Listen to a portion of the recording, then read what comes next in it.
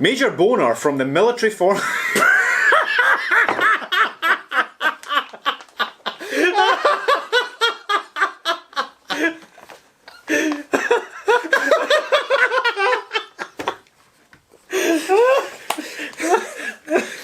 Who makes this shit?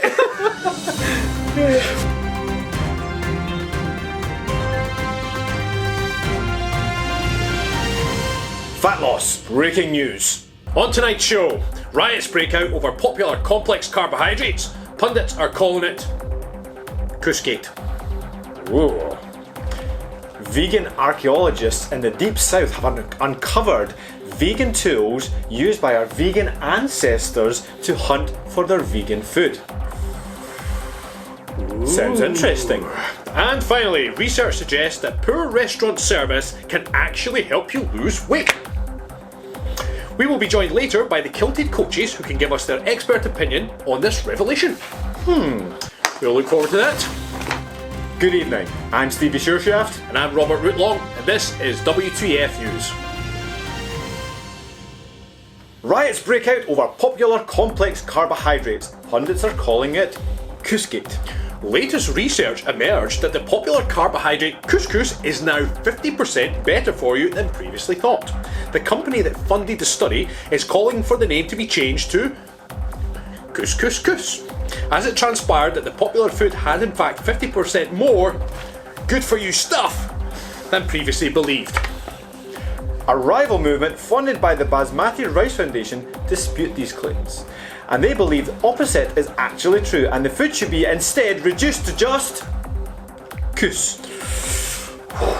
Opposing protests have now escalated into riots, with each organisation weaponising their food of choice. One distraught passerby was struck with 389 grains of rice, causing her no real injuries, but she could have lost an eye and she'll never look at curries the same way again. This is unbelievable stuff. The National Guard are on standby in case the Potato Lovers Foundation decide to get involved. That could get messy. That could get mashy. A keto expert has been quoted as to say, "I told you carbs were bad for you." I hate people that say "I told you so." There's also talk in the wind of a popular green vegetable being renamed Monge 3. I believe they're printing flyers as we speak. This just in! Vegan archaeologists in the deep south have uncovered the vegan tools used by our vegan ancestors to hunt for their vegan food. It turns out the vegans were right after all. Our ancestors did not hunt and kill animals for food. Recent research suggests that over-farming has made our vegetables domesticated and docile, but historically our ancestors needed spears and sharp sticks to hunt for these cunning creatures. Leading industry experts have analysed millennia-old cave drawings where previously thought that it was man hunting buffalo. It was in fact a giant potato.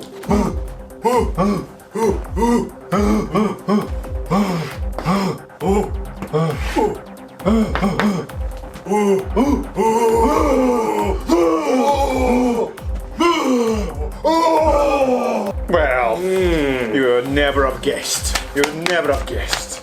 Major Boner from the Military Formations Division has confirmed the drawings represent a tactical strike team specialising in potato takedown. In amongst the spear and arrowheads found all over the world were blunt instruments thought to be mashers. Believers of King Spud, the true king of the potato people, have reformed their church. For a long time, they had a chip on their shoulder. I can quite believe that. Research suggests that poor restaurant service can actually help you lose weight. A study conducted at the University of Waterproof Umbrellas concluded that the longer you wait for your food, the bigger the benefit to your weight loss. More weight, less weight. Joining us now are the Kilted coaches Stevie and Rab, who may or may not be well-needed voice of reason. Gentlemen, welcome. Hello and thanks for having us on your show. Did we hear that correctly, that more weight equals less weight? Yes, exactly. The longer you wait, the less you weigh. Well, it's not as simple as that. There is a tiny bit of merit in what you're saying. You know, if you introduce a short pause before eating anything, it can minimise impulsive eating patterns. Yeah, so these short pauses can help you be more mindful of what you're consuming, and therefore it's easier to adhere to whatever nutrition plan that you're following. But we're talking minutes here, maybe an hour at most. No, it says here that one person, a Mr. Schrodinger, actually waited for 2 years and lost all of their weight. Every single pound. Well, of course he did, because he died. Our research doesn't confirm whether this man is dead or alive, so for all intents and purposes, he can be classed as both dead and alive until further investigation is conducted. That sounds sciencey. Oh, for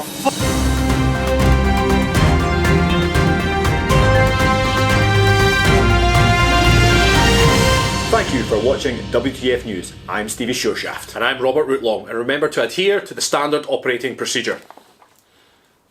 Those Kilted coaches were quite aggressive. But they're not really buying into the science, and this is science after all. You know, they're not Yes. really buying into the science.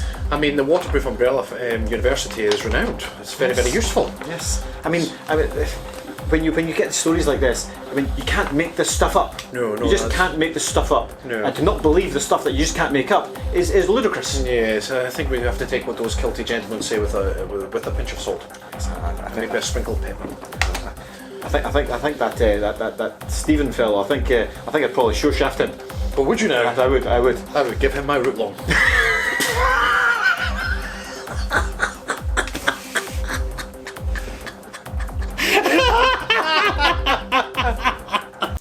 Fat loss. Breaking news. I want Tonight Show. Right. It's because we hold it so serious for so long. It's a very serious conversation, Mr. Rootlong. Yes, Stevie Sureshaft. Sorry, I have to fix my mustache. That's a fake mustache.